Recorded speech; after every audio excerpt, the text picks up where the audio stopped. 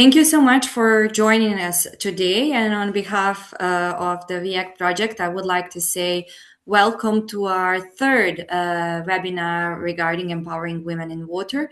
As you know, we are organizing this from the first year of our project, and each year we had a different topic that we covered. So this year we have a specific topic because we are actually also wanted to open the doors of our solution and doors of our project to the wider communities, and actually give you the chance to try our solutions and learn more about it. So that's why this year's topic is from data to decision. Also, what is important to note that this event is organized in collaboration with EU Green Week. So to share with you a little bit about the structure of the webinar. So firstly, you will hear from our coordinator, Yingshui Huang. She will present you more about our project, so some overall goals and objectives and what was our focus. Then you will see from the headers team, they will present you the demonstration of our, actually, they will introduce you to our Mira X decision support system. After that, you will get to be introduced by Nellen Schurman's team about the data warehouse that we are using in the VIACT project. And in the end, we organized the interactive session that will be led by the HEDES team, and who will show you actually how decision support system functions. You will get the chance to try some functionalities, and in this interactive section, please feel free to ask the questions and yes, use the chance to talk with our developers on if you're interested more in some specific functionalities. So I'm not going to take more time for this introduction part. Ying Shui, the floor is yours. Please feel free to share your screen.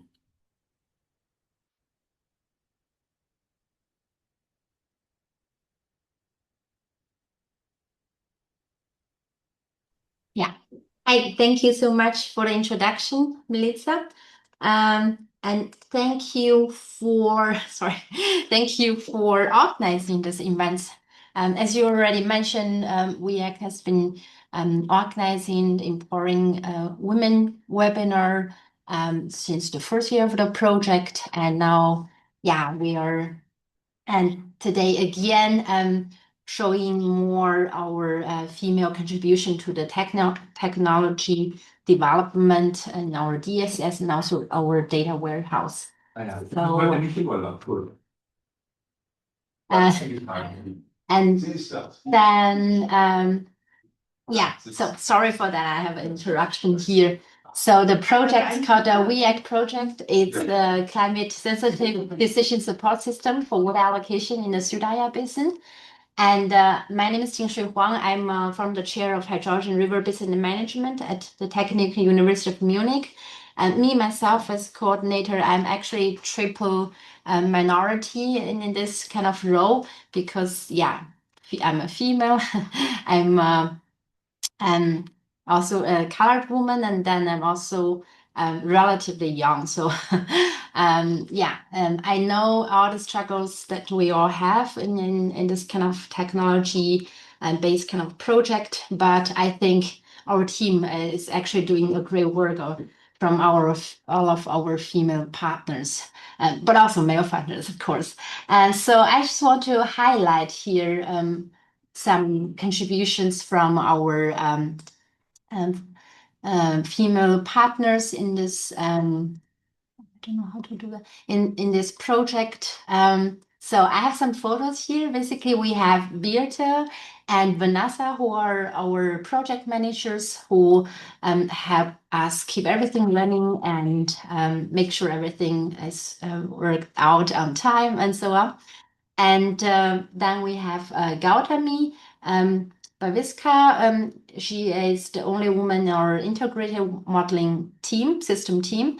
And I want to show you the one moment. Okay, so that's her, and she actually works on the water demand and water footprint model in Central Asia. And then we have Meadow Poplavsky. She's also a PhD student at University of Twente. She developed the series game on a transformative water allocation, who has been engaged a stakeholder across Central Asia. So great game, you must try out.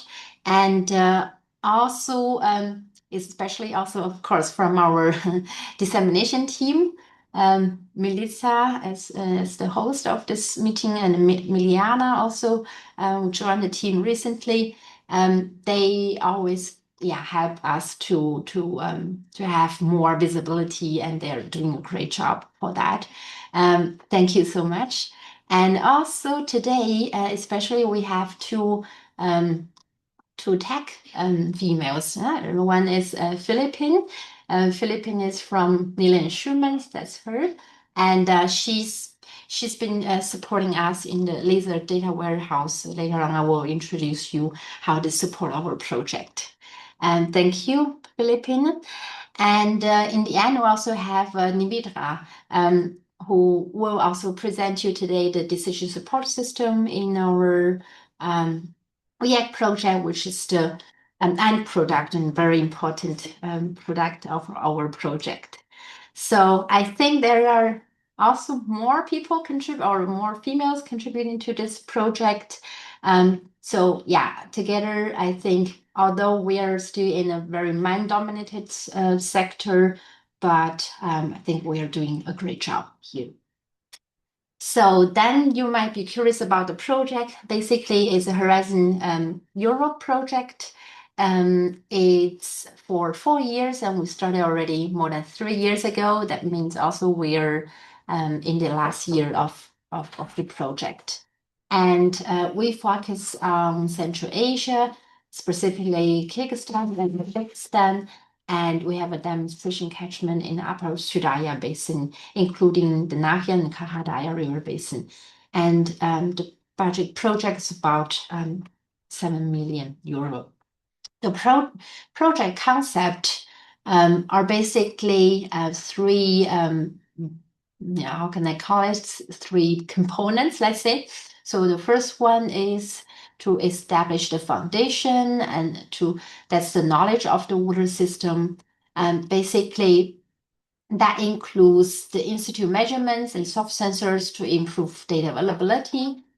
And then with all this data, we can do this integrated modeling system, including the water availability, demand, and allocation. And we also want to see under future climate scenarios and different management scenarios, how this will change our integrated modeling system in terms of water availability, demand, and allocation. And all of this data generated by monitoring and also modeling will be fed into our data supply chain data warehouse.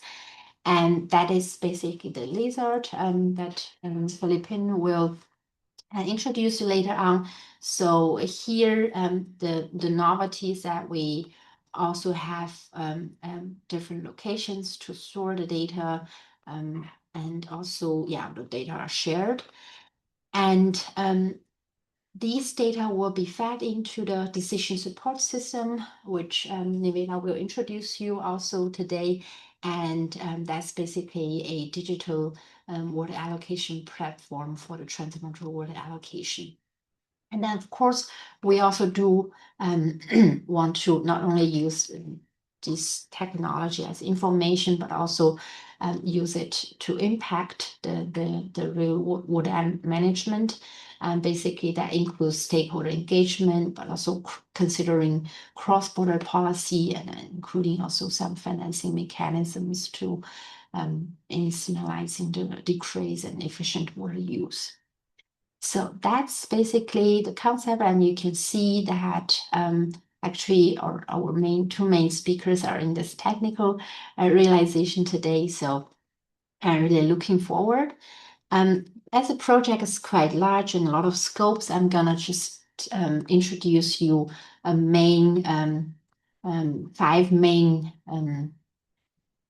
scopes of the project. First of all, we want to increase the data availability in this region, as this is a relatively data scarce region.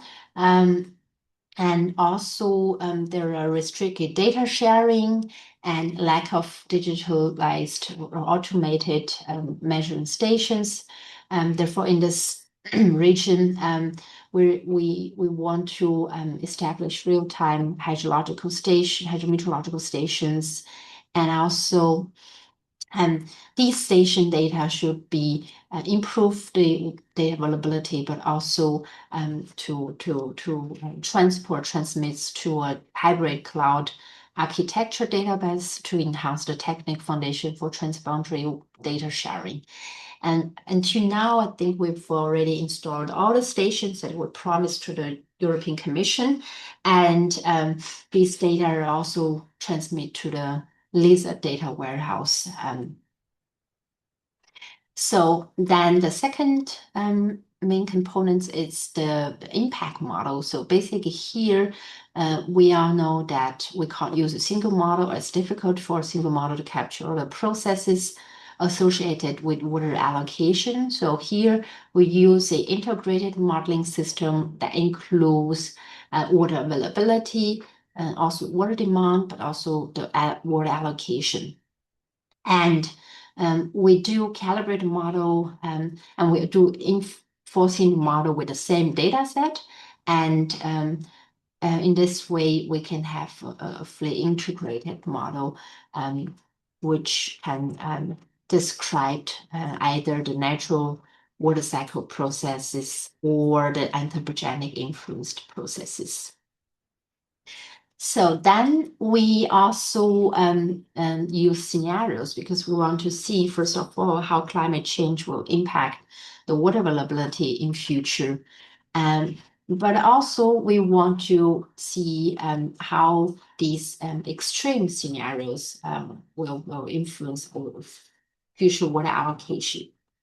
So these scenarios, including the regional climate model developed also by a partner, but also some other kind of like scenarios, including if the countries are cooperating or not, downstream, upstream countries, and also different priorities to different sectors. So then all the scenarios will run our models will run under with these scenarios, and all the data will be delivered to the lizard data warehouse. And then finally, DSS, so the MIRAC system, our React decision support system, will use this data to directly communicate or support the decision making in the region. I'm sure that Nimita will give you a better demonstration later. This is a video from I think almost half a year ago, but I guess the development has been advanced into now. Good. So that brings me to so I think you don't have to watch the whole videos. I think Nivida will give you a good introduction later on. So in the end, we always believe in this kind of project communication is the key. And we do a lot of stakeholder consultation meetings. And last year, we were in November, we were in Kyrgyzstan and Uzbekistan for like a week and we've delivered at least 5 different workshops covering all the topics of React to our stakeholders, which they feel very useful for their day-to-day work. And of course, also communication disseminations activity like what we do today is also very important because because we also want to disseminate in broader audience outside of the project. And additional point or bonus today is that the training will be given by 2 female instructors, so it will be even more detailed or I hope better guidance. And so with that, I think I thank you all for your attention. I give it back to Melissa. Thank you. Thank you, Yingshu, so much. And thank you for highlighting the most important parts of our project, but also highlighting the great women behind this innovation and work. Uh, as you said, we also have a great male colleagues as well, so we cannot forget about them. Okay, maybe I forgot just to say that this webinar is being recorded. So if you don't want to be like seen, let's say, just keep your camera and mic off. Yes. So our next presenter for today is Niveda Elango from HEDES organization. And they are the ones who are in charge for our decision support system. So, Niveda, the floor is yours. Thank you, Malika. I will first share my screen.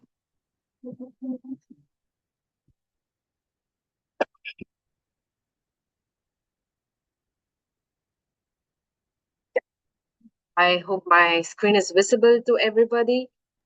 Thank you, Jingshui, for the very nice introduction of the project. So I have directly can jump into the decision support platform. So today we will present some, as Jingshui mentioned, we have been in the project for the past 4 years, and we have been on continuous development with stakeholder and interaction as well. So we will today see what is the platform developed for, and what are the recent advancements, and what are the tools that we are developing. And we also have a demonstration by my colleague Herma at the end of the session. So for a brief introduction of what is Mirax, Mirax is a decision support platform, is a cloud-based digital twin framework where it is used to create detailed visual representations. It is just to have a twin system of the physical water system. So we are going to the next slide here. I can introduce you to the key features. So what does Mirax do? It is capable of receiving information from real-time sensors from various data sources platform, and we use the Mirax as a tool for analysis, for visualizations of different scenario prediction, and then this tool can be used as decision support by several users of the system. So some of the key features as highlighted here, first is the continuous data integration.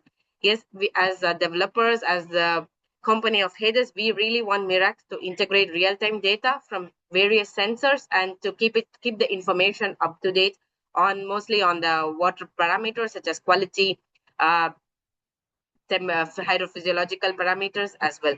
And this platform can also do predictive modeling, because we have developed algorithms and machine learning that we can predict future scenarios that is useful for management strategies. The second most important, most interesting feature is the interactive dashboards, because user can really interact with the dashboards, and which you will also have a hands-on experience in the demonstration. But also, it's really user friendly to see the real-time simulation results, and also have help that helps in a quick decision-making system. And we are also working on the 3D detailed models of water infrastructure to have a better understanding. And yeah, as I've mentioned, is the decision support system where you have scenario analysis, where the user can really be ministry, or you can really be an engineer at the water station level. So we have also developed the tool that everybody can use it, and we also can play with what if scenarios, where you can intervention with strategies, and yeah, you can make informed decisions.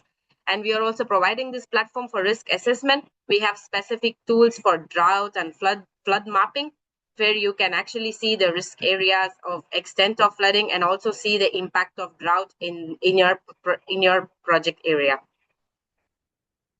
And the next feature is the stakeholder engagement. So Mirax was not only developed from the technical perspective, but we also really made sure that we have the user's perspective in it. We had several stakeholder engagements, and also this tool can be used for stakeholder engagement for different government bodies. And yeah, the next feature is the data sharing. So the cloud-based nature of the platform ensures that all the users that you are using have the latest information in whatever a parameter that they are looking for information on. And the other features is the scalability of the scalability to accommodate even small municipalities, but also to a region of Central Asia, like what we had for Sirdaria Basin for VIAC project. And yeah, customizable solutions, yeah, is not only we didn't limit the platform to a river basin or marines, but it's also possible to do it in urban region, industrial application, as well as for farming applications. So these are the critical features of the platform Mirax, and some of the visuals that how the platform looks like at the moment, visualizing the time series and the basin level data, station level data, river networks, and also some of the 3D view of the area. So moving on to the VIAC decision support system component. So we developed this Mirax, especially VIAC is one of the most important project that we developed this for. So here, how did this start? It's an integrated model, integrated decision support system, meaning that we have outputs from the real-time hydrometeorological data sensor. We also can integrate models. The models that we used for this project particularly is WEEP, SWAT, and also AquaCrop water demand model. And then this was used, the results of these model along with the climate change scenarios and socioeconomic scenarios. So we made sure both the scenarios are used for strategic water management. So we have the inputs of these kind of data, inputs of hydrometeorological data, the data results from the models, and also we had scenarios to predict the decision in water management. And these data has been stored in a data warehouse, which you will see in the next presentation by Philippine, where this data from the data warehouse were inputted into the Mirax platform, performing the analysis, where we have different tools to perform different analysis and different algorithms, and also including the multi-criteria analysis to do to support the decision making. So all this information from the project, all this information from the different models has been incorporated into the tool to support as a decision support system for long-term water allocation in Sirdaria Basin. So this was the inputs for the inputs and outputs and how Mirax works for VIAC project. And now I'll show you some of the screen captures of some of the tools and their functionalities, which you will further have an opportunity to work in the demonstration session as well. The first tool that we have with us is hydrological and water demand metrics map viewer tool, where you can actually visualize key hydrological water demand variables. The visual that you see is particularly for VIAC project, but we also have the projects across the globe internationally as well. So we have data from almost every area, and we also have climate scenarios, and this tool helps you in visualization across time. And we also can, as I said, we also can incorporate model outputs from SWAT and WEEP. So here you see average annual evapotranspiration for an RCP scenario, particularly for this study area. And time series dashboard, yes, you have several input data, you have precipitation data, you have evapotranspiration data, but the most important thing is how to do the trend analysis, statistical exploration of the data, and also extremities, starting from annual maxima, minima to peak over threshold. So this tool is really developed for that purpose, to have a statistical analysis of your current data, and this can be done per station. As you see here, you have in the metadata, you have the station name along with the coordinates, and you also have the source of which from which source the data has been extracted. And then it's very user friendly, that you can really press the buttons to actually visualize the data, and you have the data that can be, you have the results that can be exported further. And this is another tool that we have been working on, is the model visualization of results. The previous one is time series statistical analysis, but this one is directly to integrate the results of SWAT. For example, visualize the results from the model. So this SWAT, you all know, it's a CSV files that we have tried to make it spatial, where you can actually see the various layers, climate scenarios, time horizon, even for season, that we have added several attributes to the data. And then finally, we present it spatially. Here, the example is shown of precipitation results, and this is across the subbasins of Sirdaria Basin in Central Asia. So here the idea is for the user to have a quick interpretation of the results and easy understanding of the data, the outputs that we have. As you know, as Jingshui explained, the most important part of VIAC project is to have the water allocation, to have a decision support system that helps in water allocation across the subbasins in Sirdarya. So this tool was created solely for that, for the idea to have multi-criteria analysis where you have the outputs from SWOT and then the scenarios generated from WEAP model, where users can really select the scenario, select the management option, select the time horizon, and they can actually give their weights for the 4 sectors that we are interested in. This project is agricultural, domestic, industrial, and livestock, where the user can actually give the sector weights and see how the demand and how the demand allocation can actually meet the demand of allocation can actually meet the demand, because we the inputs that we give are actual demand for the water itself. So when the user can really know which sector is of priority, this is more for policymakers that are involved in the project, who are also one of the most important users in this region to make decisions in terms of allocation of water. So this is one of the most interesting tools that we find it really useful, that makes the platform, that makes a difference from other visualization and data analysis platform to a decision support system. Yeah, these are some of the other tools that we would like to show you. Yeah, zonal statistics, as most of you must know here. It's for raster data, where you can draw, analyze raster map data. The tool calculates the pixel count, and yeah, it's for land use data, for GTM data, quick understanding of a particular specific location. Yeah, this is one of the additional tools to analyze the raster data sets.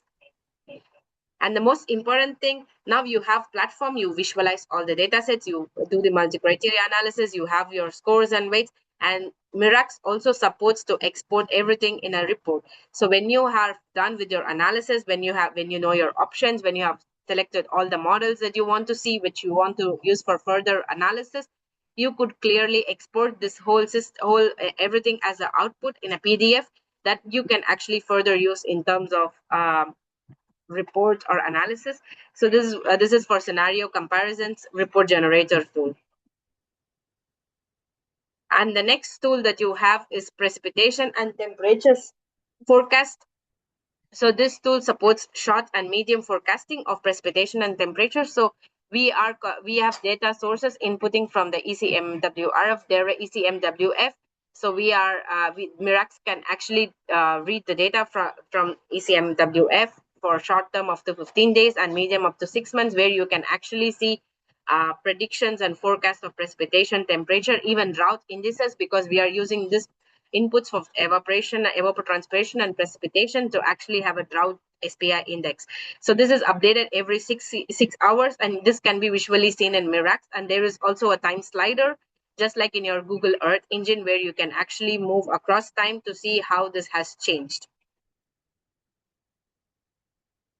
Some of the other apart from the model results and also the sensor data, we also have open data sets such as GeoGlows, Open Meteo, and Dahiti, where these kind of data are also inputted through API. And we also have satellite-based data system at inland, which is at inland water level, and also supports hydrological analysis, even risk assessment in terms of drought tool that I showed you.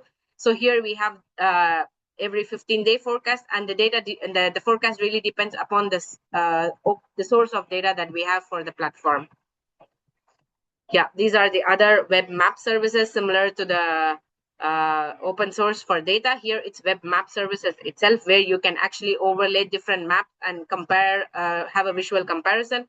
So this is Mirax is more or less like a platform where the data keeps on updating, so you have real visualization of the data sets, and if you need it, you can also do an analysis.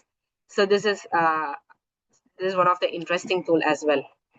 And for clear information, we also have all the tutorial videos by Hades in on YouTube, which you can also have. It's open, so you can also see the videos for better clarity, understanding. We also have it for each layer and each tool to how to use the platform.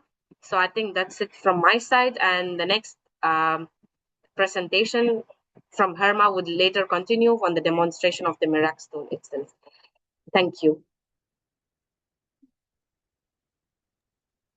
Thank you, Niveda, so much, and thank you for this overview of the decision support system. So the later, our guest was actually informed on what they can expect and what they can get from the Mira-X.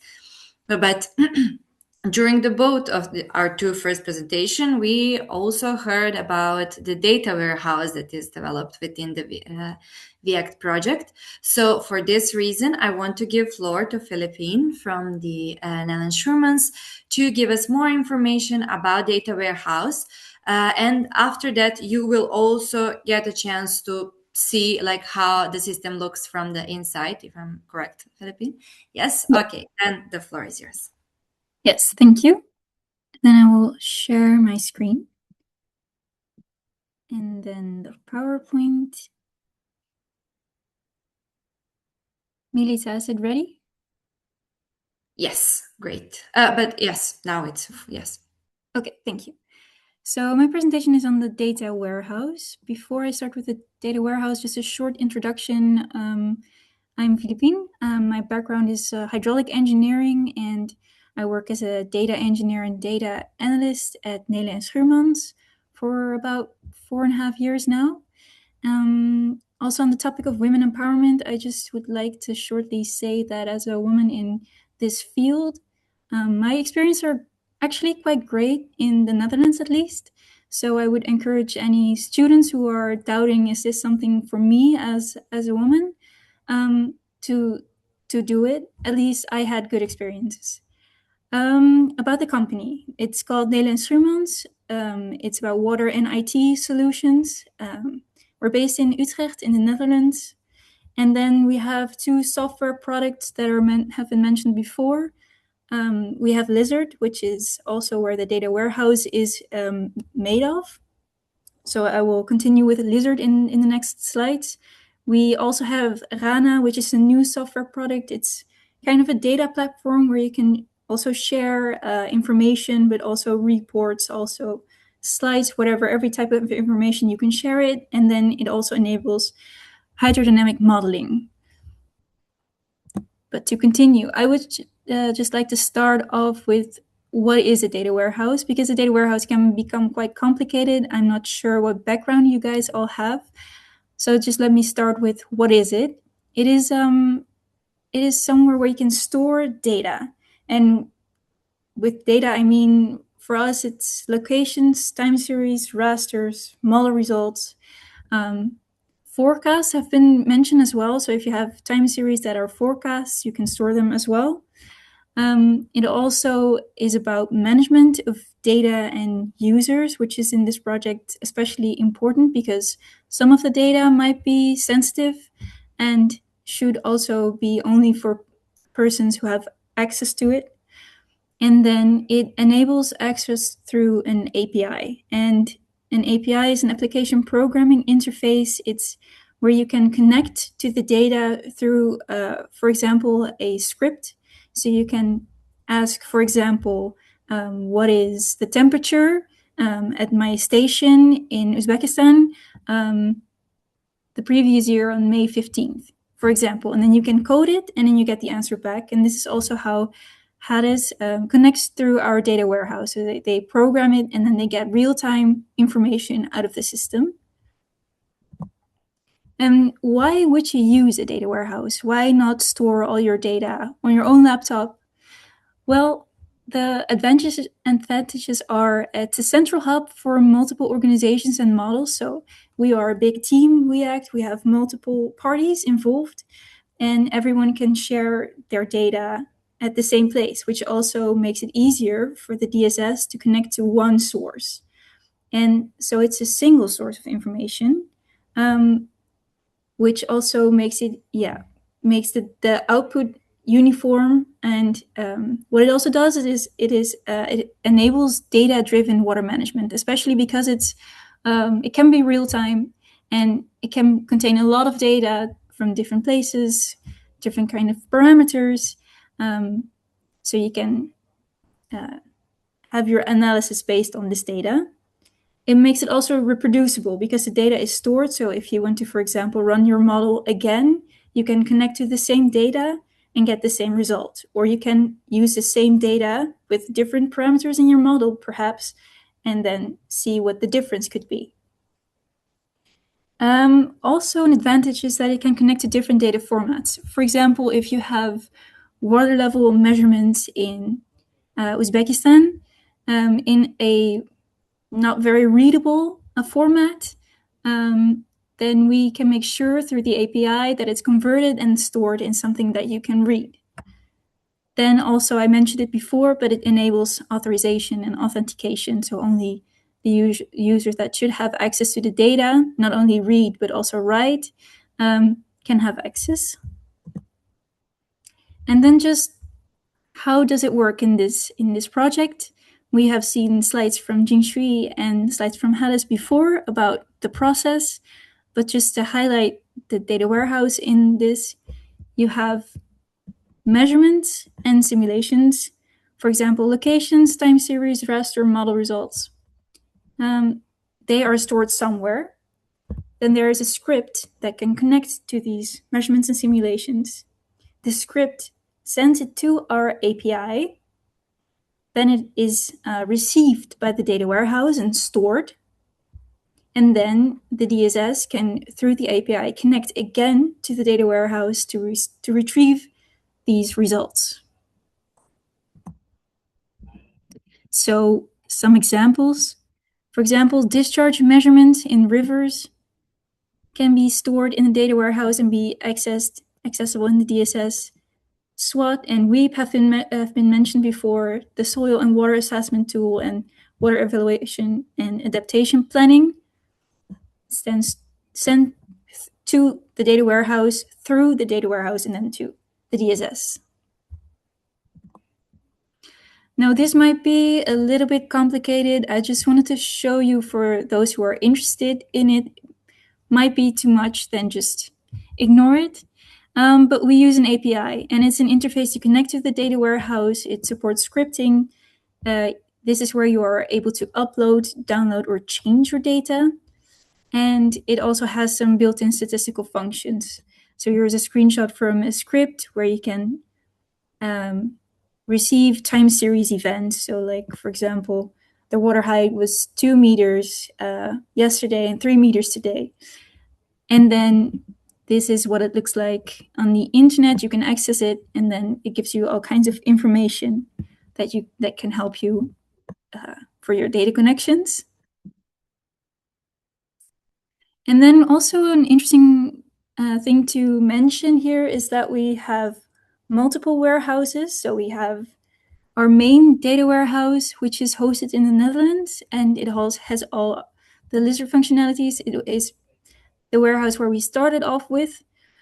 But we have built another one as well. It's called the KG Hub. It's a local data warehouse, and it's located in Bishkek in Kyrgyzstan.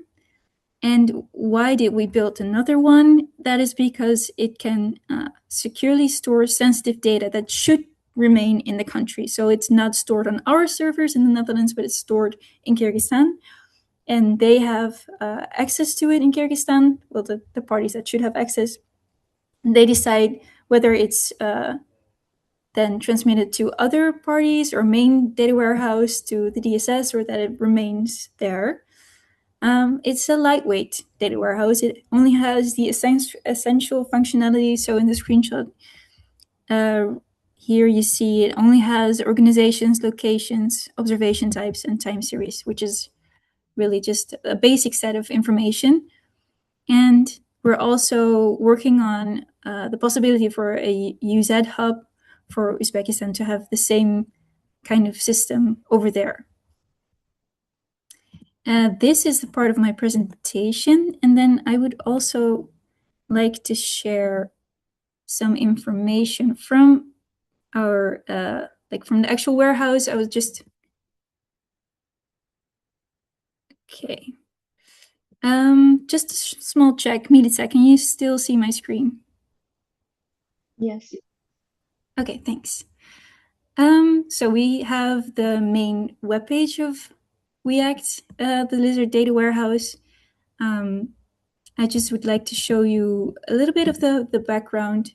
You have the management screens, and this is where we can give users rights or detract rights from users. So for example, you have me here, and I have all the rights we can have. So you can have user rights, which is only to read data, but no changing the data. You can have supplier rights where you can write data for your own time series, but you cannot edit time series from other users. You have administrator rights where you can change all the data, but you cannot interact, like you cannot change who has access to the data. And then you have a manager's role where you can add or delete users and change which roles they have. And then, yeah, just to show you a little bit, this is a type of data you can upload. Rasters, for example, but time series are in this project very relevant. And then you can make a location. I have a location example here. For example, Andijan Dam, you can upload your code, say it's a measuring station, enter specifics about the location, and maybe other things that are relevant. Start date of operation, for example, and whether it should stay private or that it is public to everyone. And then time series is where you can specify what type of data you have. Is it discharge? What location does it belong to? What type of data is it? Is it a float or is it an integer, for example? You can upload your data and then again say if it should be private or if it can be public. Now, just very short, just to show you, we also have a viewer. So in our project, we use the DSS to view the data. But we have a built-in functionality as well, which I will just quickly demonstrate. So for example, you have the map, you can zoom into an area. You have raster layers you can visualize. You can make some, I'm just selecting a polygon where you can see what information is here. If I open this list, this is all the information there is. Then you can see what part of this area contains what kind of land use. And I can add, I have a lot of stuff here because I have a lot of organizations that I work for. But if we choose WeAct, we have measuring stations, and you can see what kind of data is in there. Philippine, I'm sorry. Maybe Yes. you can just because we can see the Herma on your screen. Oh, So you maybe can see this.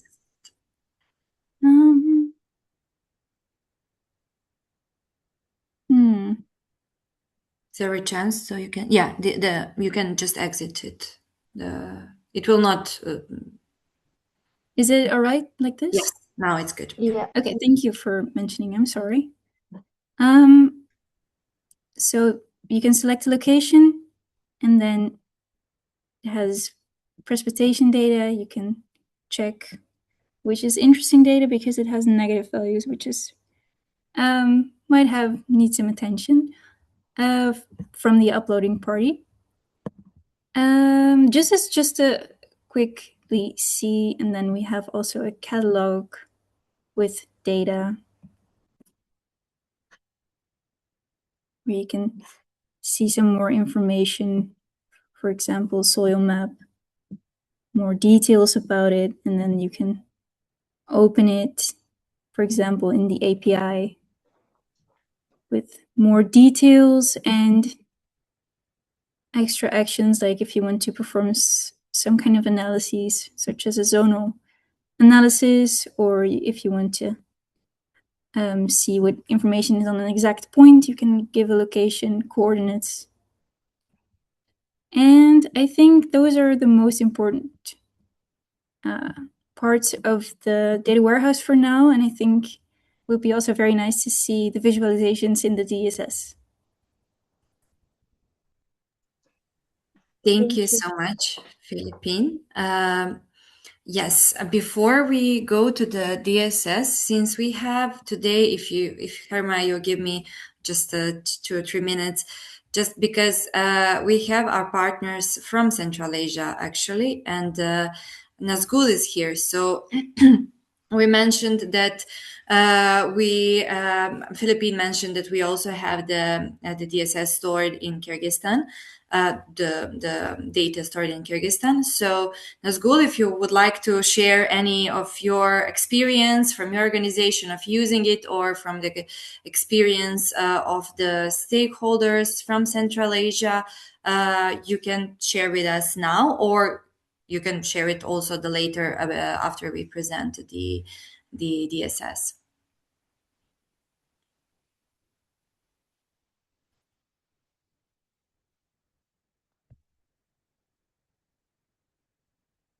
Okay, maybe. Not sure if Nazgul is still here. Okay, maybe we can then continue with the agenda as planned. Now you will get a chance actually to see Miraix from, let's say, from closer perspective, from the inside. And Herma will lead us through this process. So Herma, please, the floor is yours. Thank you. Well, a little bit presentation first. I am Herma Elezi. I work with Hades for now, like almost a year and a half, I would say. Before I was a student, and yeah, I would say this is my second job here in Belgium, because I moved a couple of years ago. And Hades is actually a water solution company. Like, they give a lot of consultancy in different area, not only perspective in engineering way, also in port and environment. Because when you say water, you say many stuff that it's related to it. And I want to share a little bit my screen. See.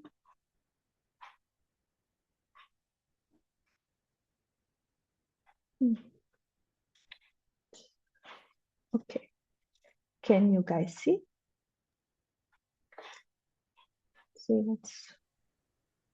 Yes, now, yes. Yeah, I want to start with a short video that we prepared for Miraix, especially for the React support decision, and then we can start with the actual moving to the website.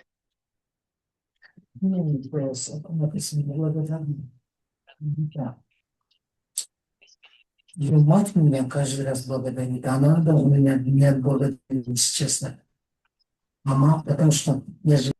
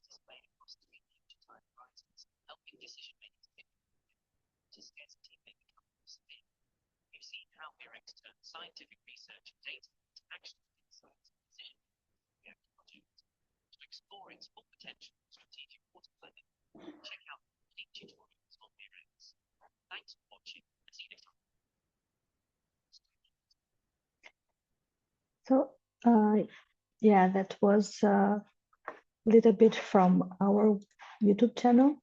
Let's go further. Just one more thing, Herma, could you please also leave the link because the volume was lower, so we couldn't hear it very Yeah, well. sure. But You can leave the link in chat so people afterwards can also watch it. yes, I will do it right now. Before, okay.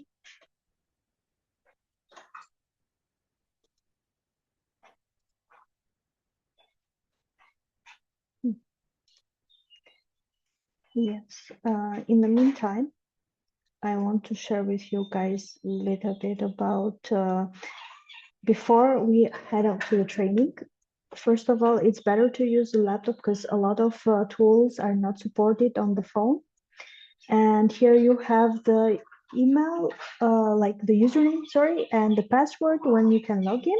And it's for valid till the 24th of 6. Also, you have the actual QR code so you can scan if you want, or if you are not able to join from the actual laptop. I'm gonna give you a little bit of time for you guys to join Mirax, and then we can start.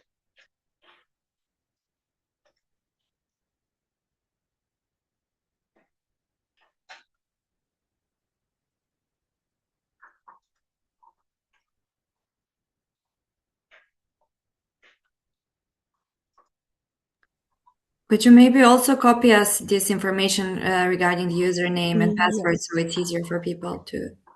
Yes, I will do that.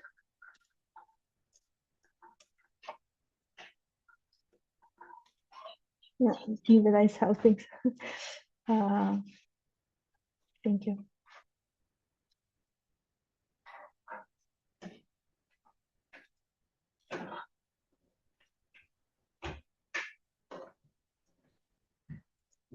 Yeah, I'm sending it also here. I'm gonna give also 2 more minutes, and then can go to page.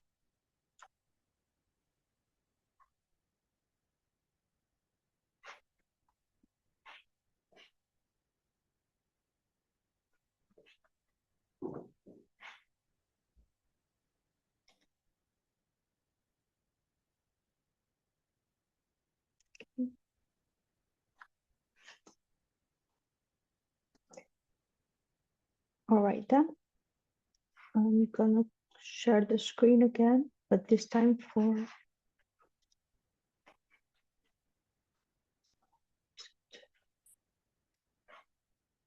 okay. Can anybody see everything? I think so. So it's pretty straightforward. When you first go to the website, you have the landing page, and on the top right of it, you have the sign in and register. Since we are giving the access with one of our training license, you can directly go and sign in. But if you prefer to register in the future, you will not have this license, of course. But if you want to continue more and work with Mirax, you can try and contact us to talk about a license that is related to what you on your needs. And here you will have the global and the WEAC training. We are gonna go directly to the WEAC training here. And as you see, you have like the interface with the map directly to one of the project of the WEAC. And on top right, I will start that we have a getting started, which is kind of like an introduction, and it has all the information that what the general tools are, like the help. You can change the theme if you prefer dark mode. You have different languages, which they are English, Spanish, Netherlands, French, Russian, Portuguese. I hope I didn't forget anything, sorry. And yeah, you have the view, which has different components like the search bar, legend, grid, coordinates, and everything.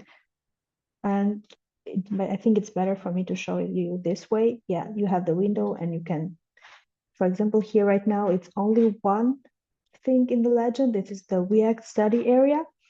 You have the search bar that you can remove, the zoom in, zoom out, which is the tools on the right. You have the showing grid if you want to be more specific in what you are looking at the map. You have the coordinates, which usually they are turned on by default. As the same with the scale bar, you have the 3D view, which is something that it's still on progress, but you can see most of the area that is on 3D, and you can change the level of everything. And yeah, you can zoom in and zoom out, and also find your location if you allow your browser to give access. But let's continue with the 2D. You have the time layers here, which we are going to continue after I present what we have in the basement and the layers, because maybe it will give a better idea of how you're going to use it. The same is also for the side-by-side. And you have also a reset project, which it goes into like the first position that the project was when you enter it in the files. Of course, there are many tools that are in other licenses that you can access. In the base map, you have different user interfaces like the Google Satellite, the Google Map, arrays, like they also have satellites, many different ones that you prefer to work with. Also the DAMS, GeoCO, digital elevation, and each of them, if you see, they have an icon that you can have like information that are given by us, but also information that are from the providers. Maybe I can find something that is more into what I need. Yeah, normally some of them are not being provided. The same goes also for the layers, which are in the top of the base map. At the moment, as we see, is the React. We have GeoGlobe, which are the lines of the rivers. You have a different one here, which is digital terrain. And as I told you, like the same logic goes also if you want to know more information about it. When you put on the icon of the information, you see also information from the provider, which you can work with. It depends on your needs. And it goes down like we have from NASA, from Blizzard, as we talked before. That this is the one from Blizzard. Like all the information are here. And if you prefer to do something like to use a different layer in different side of the map, you can use the side by layers and you can compare. Let me choose a new one. For example, yeah, let's choose this. And you see that you can see different user layers. You can also change into different ones after.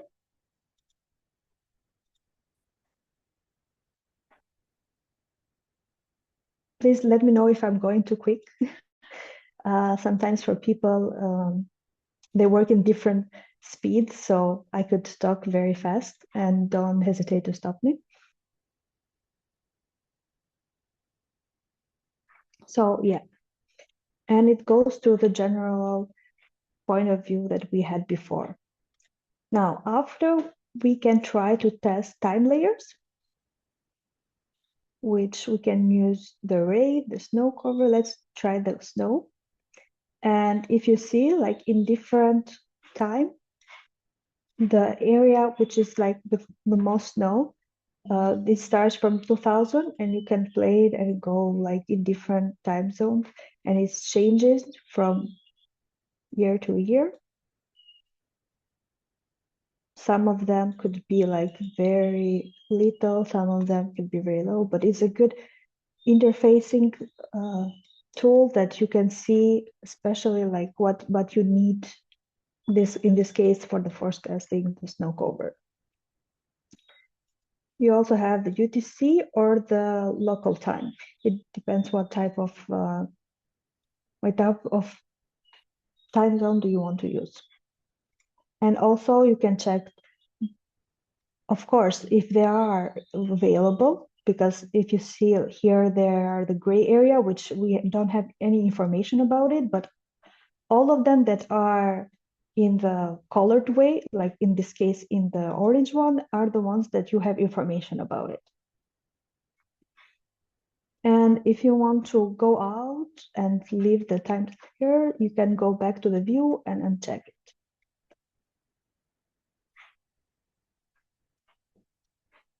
Another tool that we also talked about was the station, which are in the networks. One of the one that it was provided by the data warehouse was the lizard one. And we have different information here. If you hover on them, it says if you want to get information, you have to click left and the right to select it. What is the difference when you click, like the information that are specifically location, the station ID is there. And what is when you select it, you basically open that station and you can check all the parameters that they have inside of it, and you can run each of them to see the time series. And then we can select more or one. I will start with one. Let's see.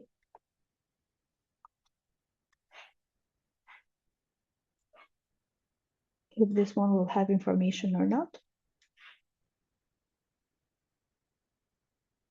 Maybe this one doesn't. Oh, it has. Okay, that's great.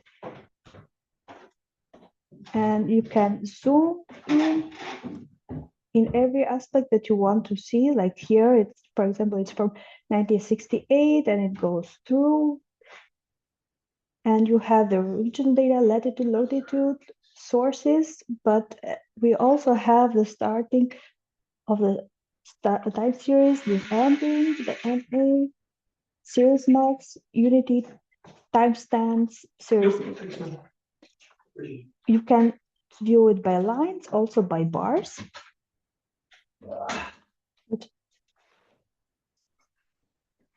Which this one is very, very small, so you cannot see anything very clearly. But this is all okay. And this is the original data as we talked. We have the site, which you can do it specifically by years if you want information. Let's put 1985. As you see, you have the minimum, maximum, and the year.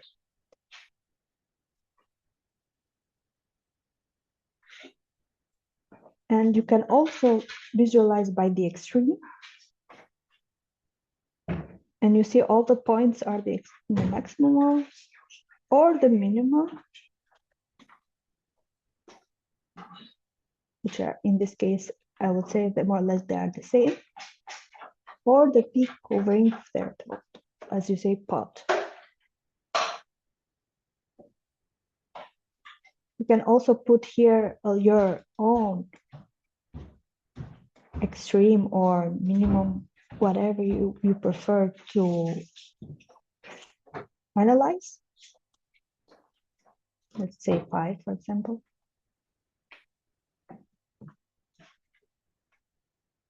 and you press to calculate. Sometimes because there are a lot of data, it takes a little bit time. And you see, it has all the information, as also Niveda showed on our PowerPoint. And you have all the return points, the values, low and upper, which I think it's a very good tool to kind of analyze whatever of the information is from the time series that you want. The difference between this, when you have one source and you have two, is that you cannot do a lot of calculation at the moment because it takes a lot of time to run it, but at least you can see the graph with all the information from the two sources. I hope that also the other one has information about it. Let's see. Yeah. And they are defined by different colors. You have all the information here in the map and you can zoom them in a specific area that you want to analyze.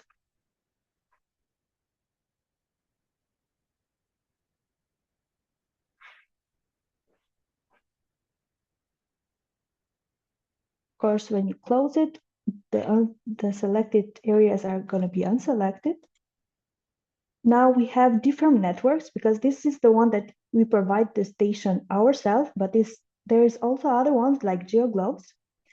When you click, it directs you to click on the map and get the station yourself. And you get the information as you want. Let's click somewhere in the map.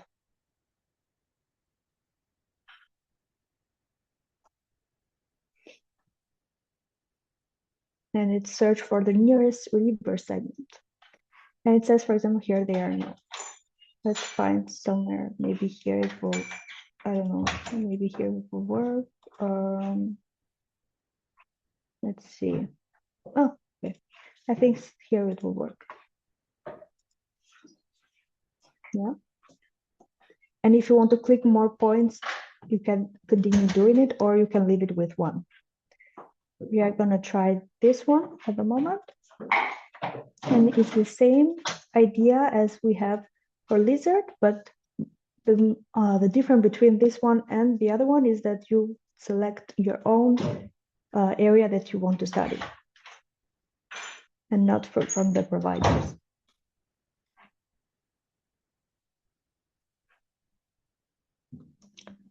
And this is the one. I think here are not too much information. It's mostly from from June 2nd till now. So it's very small part of information. Also, you can minimize and maximize the window. It depends on your need, how you want to work with it. So I think it's very user-friendly in this aspect that you can interact with the map while you check the graph. And of course, most of them have some information when you hover on it. If you have something that you don't find it, or maybe you forgot how the tool works. And here you have the tools, which is related with the right side. And they are divided by different groups. You have the draw, the edit, the allocation, and perception. And some of them, like zoom, are not part of it. But let's try to test one of them. Like you can put a pin somewhere and name it. I'm going to put my name. And let's say group 1, or you cannot put a group, it doesn't matter. And if you see now, it makes enable the user layers, because everything that you draw here, it's going to be directly shown in the user layers. And you can delete it from here if you don't want it to be on the map anymore. Same for the lines. And same for everything, the triangle, everything that you want to draw or you want to select. You can define them by the name or by the group. If you don't put them, they are going to be automatically with the names that they are given by the system. And you can select and select, and you delete from here. Another way is also to delete it by the tool that it says remove layer. Now let's try the tool of zone statistic, which is the different color. If you see, like it's a green one. And let's say zone 1, group 1. After that, if you go down here, it says zone statistic. And when you click on this tool, you basically will receive this window. And it only tracks about the zone statistic drawings. It doesn't select any other drawings that you make. For example, if you put like a different area, which is like the blue one, it's a different one, so it will not be test one. It will not be shown the zone statistic because this is specifically for zone statistic. And then by that, you can choose the layers that are turned on here in a selection, and then you wait. And you give all the information about the zone statistic. Of course, you have to have the layer turned on because then we will not know which layer you want to actually get the information from, and it will be empty. But I would say this is a very useful when you have to separate between different types of layers. What else we have is, these are to edit the layer, to move the layer. If you have something that you drawn by mistake somewhere and you want to move it, you can do it here by this tool, and it will show again if you want to change the name or not. Or if you want to edit and make it like the line in a different position, like this one.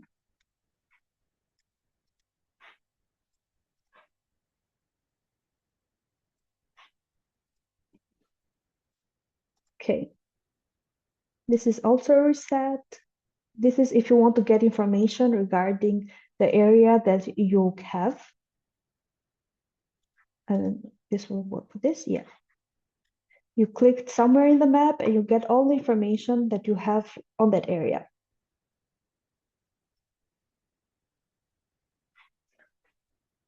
Another thing to consider is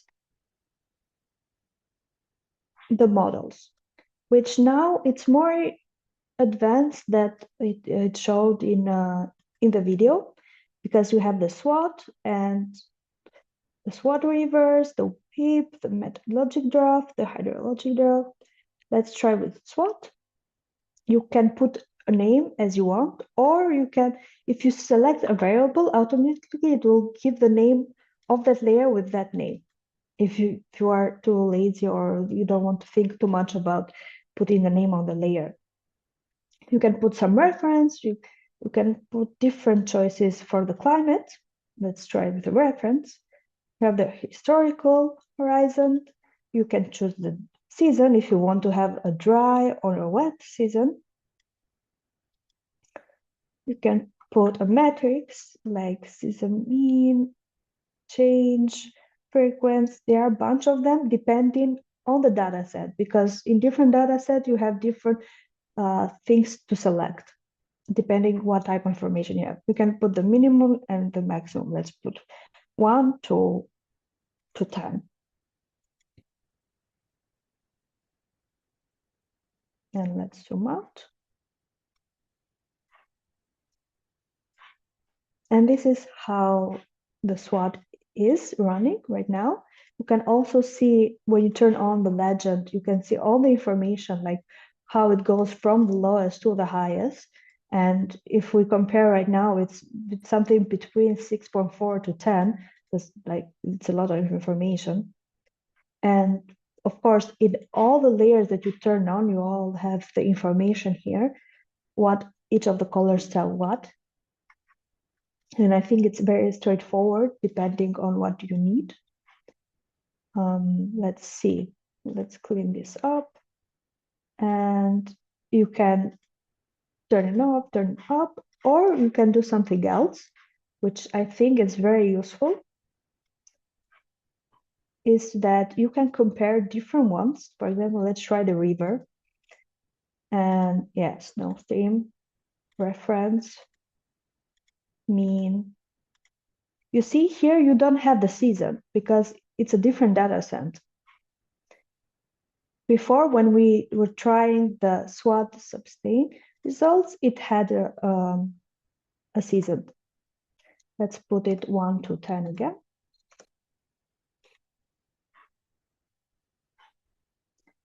And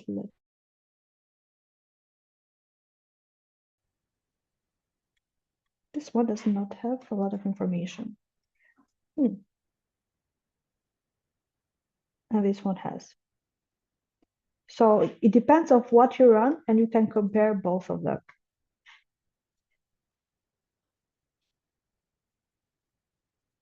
And you can again close it. And if you want to delete the whole, you can delete by group, or you can delete it specifically what you want to delete.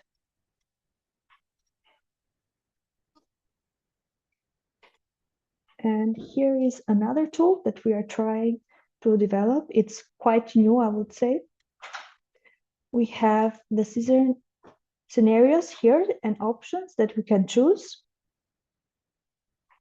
To be honest, maybe Niveda can help me with some of the information here, because it's not my field of expertise, I would say. I'm the developer. And yeah, you can choose the country, and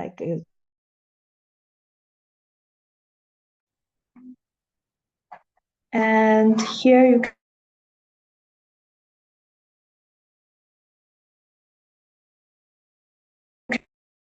Yes, it should say in the Python console. Yeah, I'm only doing this. Missing the credentials, yes. Demo or not for these things. So I'm sorry. Lost you. Story that is that has The No. credentials are not reaching the endpoint. Check the request on receiving and. Okay, thanks. No problem.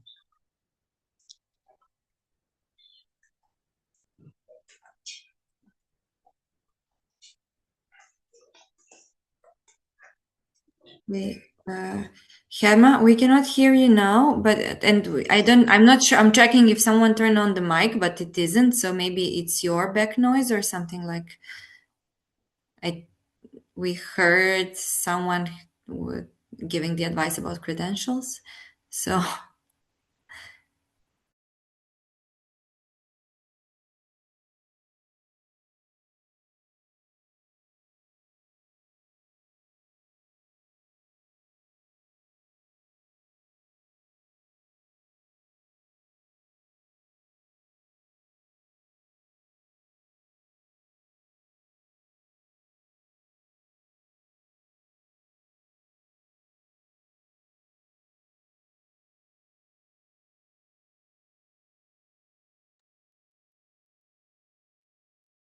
Niveda, could you let us know what is happening? Like, do we have any problems right now? Or Herma, you?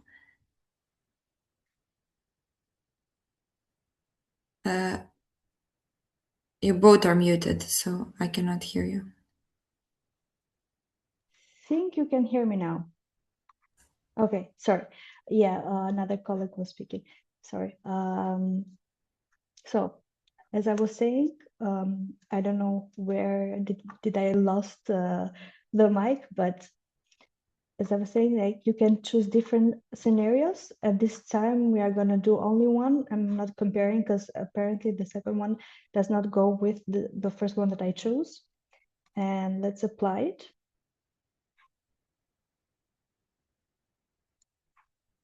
Should be okay, I guess. Let me see.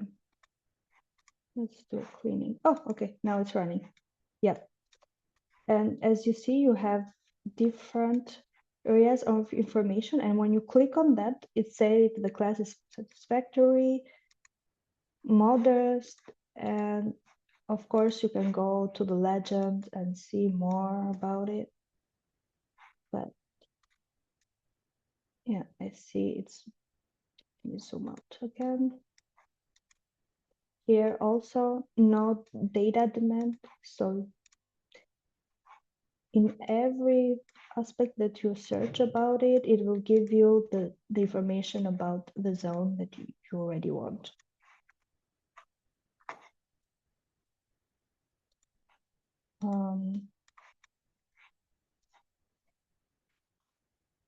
Okay. So I think these are the most main tool that we have.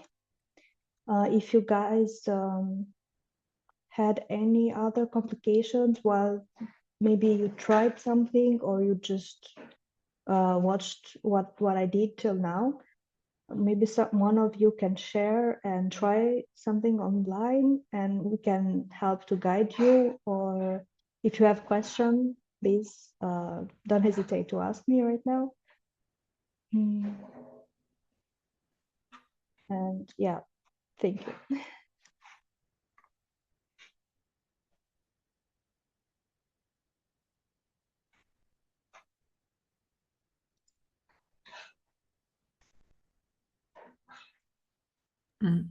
I don't think that we have any questions for now.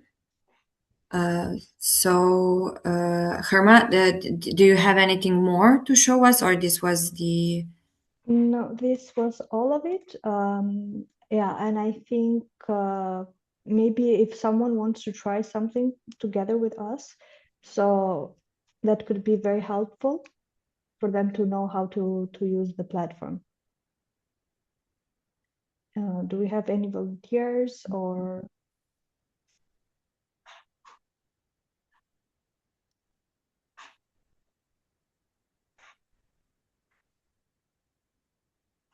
Okay, I think that people are shy today. Yeah, I guess so. Plus, I think I was a little bit too fast, so that's why I'm trying to kind of make it easier for us to. For me, actually, it was easy to follow because I had also the Zoom, this small Zoom window open on the side, so I was actually clicking while you were clicking as well. That's great. That's great. That was good. But yes, these credentials will be available for the next 2 days, right? Yeah, exactly. Okay, so people can also email me. I will leave my email also in the comments. So if they have something to, well, we have someone that wrote.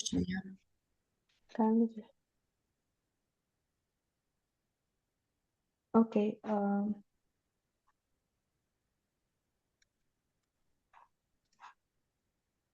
I'm gonna share the again.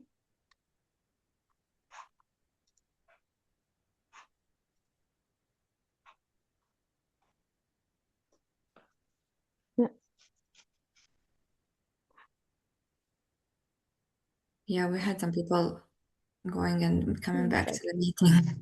Maybe there were some internet problems.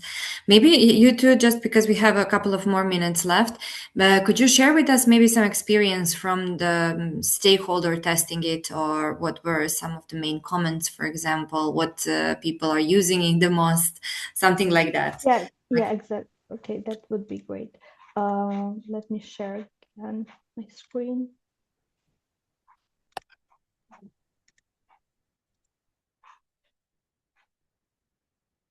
I think you can see here. Yeah.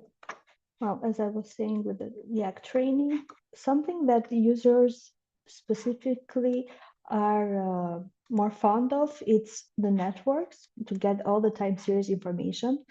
I think it's one of the tools that is most used nowadays. And as I told you, like also Dahiti is one of the networks that they use a lot besides OpenMetal, GeoGlove, Era5. Era5 is our newest one. And if you see here, you have also something that I like to mention. This has an unlock because right now we are giving them permission without having the credentials, because some of them normally you have to have the credential to enter. And yeah, since you have to go to the website, for example, go to Lizard and ask for credential, as Philippines showed that she gives permission to other people, that could be another case. But right now, since we have a training session, I thought it would be easier for everyone to have access to the most common networks that we use. And as you see, like Dahiti is it's like the Lizard one, that you have all the stations in the map and you can click on it and select for the parameters that you want to search about it. And this one for them is very straightforward. It was even faster. It's from 2002 till 2006. And what people usually do is going to like series status, for example, seeing the mean, the max. These are the most, I would say, user cases that they prefer to search, or specifically in one year that they want to have the information about and get all the analytics way of it, and maybe check the extremes. You have, you have the minimum and the maximum. Compared to the first one that I tried from Lizard, this one, it's not like you have it from the zero. You have different information in the highest score, like 19 to 6. So it's better. This is better when you use the minimum and the maximum of it, or if you put your own like thread value. This is the peak. So you see that like the difference, it's very visible compared to the maximum and minimum. And let's see, this is the peak value. Like you see, like they have a lot of dots here that you can get all the information of the extremes that you put the value with. And if you go to annual, this one will not work as if you go to the peak.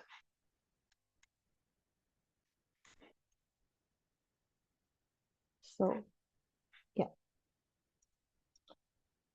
And then when you run it, it gives all the information, the model returns, the observation returns period, the you perceive, the 9% confidence interval. So all the information,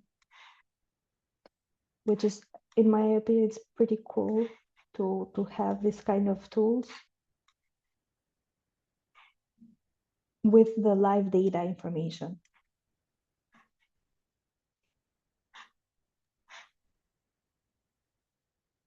Another scenarios that is mostly used nowadays is the one that I already showed with, let me turn this off, with the models. Mainly because it's pretty new and people want to do different. Let's try with the whip this time. And let's give agriculture water and instrument 1 from today, I would say. Yeah.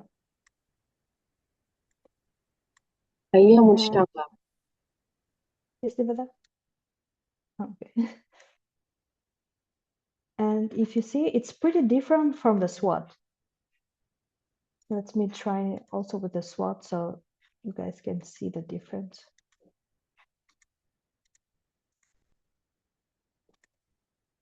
Historical, dry.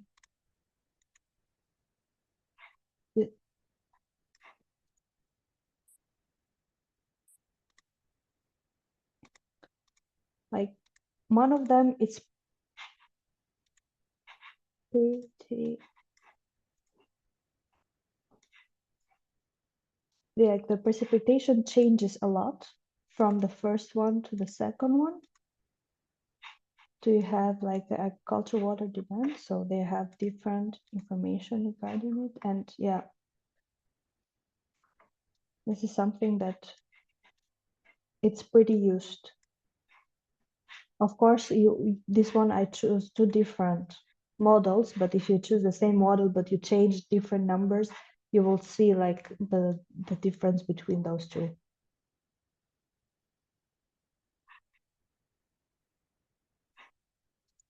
In the future, I guess that there will be also, because right now we are trying to develop it, but it's going to be also in the side-by-side that you can also choose the user layers that you create besides having the layers that we have from the providers. Because these are considered as the layers that we get from other people, and the ones that you are seeing the model results are the one that you compilate. So that's going to be something interesting to use in the side-by-side, so you can see the difference between something that you already made your own.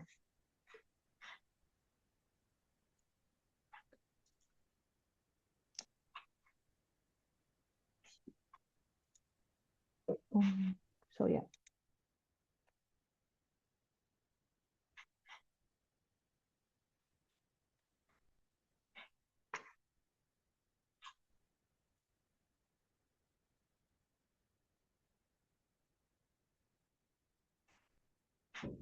I will remove the show grid. In the meantime, did anybody had any problems to access the platform, or it was easier?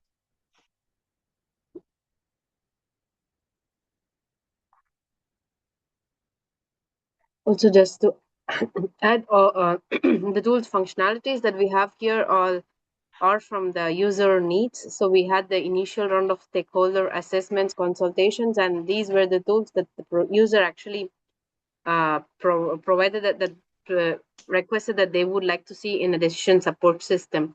So while you are on the platform and if you are trying something and if you have some ideas, we would also be always open to have feedbacks, because this is a tool that we are continuously developing on. So we'll be very happy to receive feedbacks. Yeah, thank you. Yeah, that's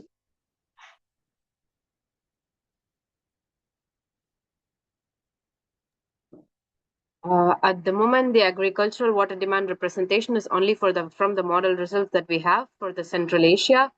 But yeah, we would be happy to, if depends on the project availability, and if we have more data from the global data set, we can also use the tool to actually provide the allocation results. Yes.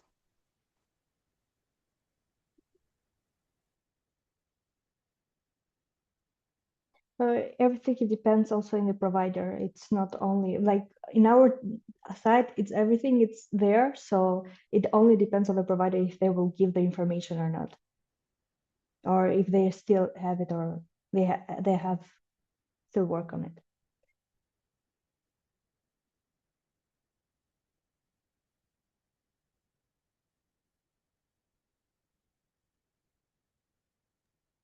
Okay, we have one more question. What is the major bottleneck you are facing in getting data for other nations? Yeah, for other nations, we are an R&D. This is a research and developmental project tool that we are working on, and we have been working on this project particularly.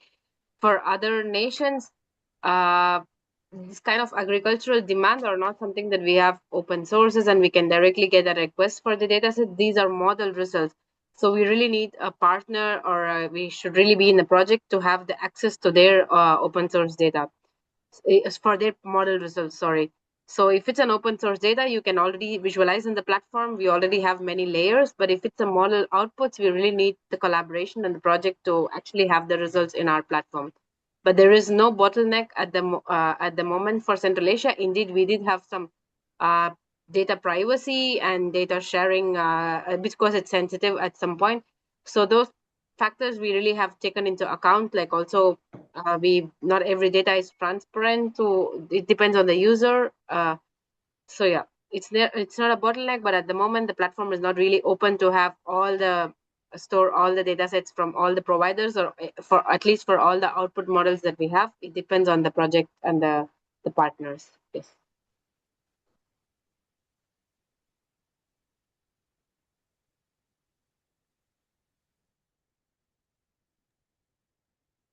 Okay, if we don't have any more questions, of course, if anyone has anything else to add, please feel free. You can also raise your hand if you want to talk. If no, I would then like to thank you all for participating today. I think that on our last sessions and our last webinars, we were talking more about role models, difficulties, being a lady in the water sector. But I think that this year we really wanted to also show you the, let's say, lady developers who are behind of our solutions, to show you that you can also be and do that, but to share their knowledge and to give you some let's say technical skills that you can use, and some tools that you can use in your projects, because both the Nellen Shermans and Heddas are working in this field on the various projects. So, not only these solutions can be used in various fields as well, not only for the specifics that we did in the VACT. So I think that this knowledge can use you for your own work. Sorry, I'm seeing one more. Is it a question or a comment? Okay, so this is the comment I think that refers on your. Okay, so Veda, Herma, Philippine, Ying Shui, thank you so much for taking your time today. This webinar will be online, so if any people watching us later online have any comments, you can contact both the Nellen Shermans and Hedda's team for more information, or if you're interested in the ACT project in general, collaborating with us, being the stakeholder. If you're watching this specifically from the Central Asia as our core area of focus of the VACT project, please feel free to contact us either on the info@VACT email, or to specifically to the Heddas team, Nellen Sherman's team, TUM as a coordinator. You can contact us directly as well for any further questions. And that was all from my side. If any of you would like to say some closing words. If no, I would like to thank all of the viewers, and yes, see you in some of the next sessions. Thank you. Thank you so much. Bye-bye. Thank you. Bye. Bye.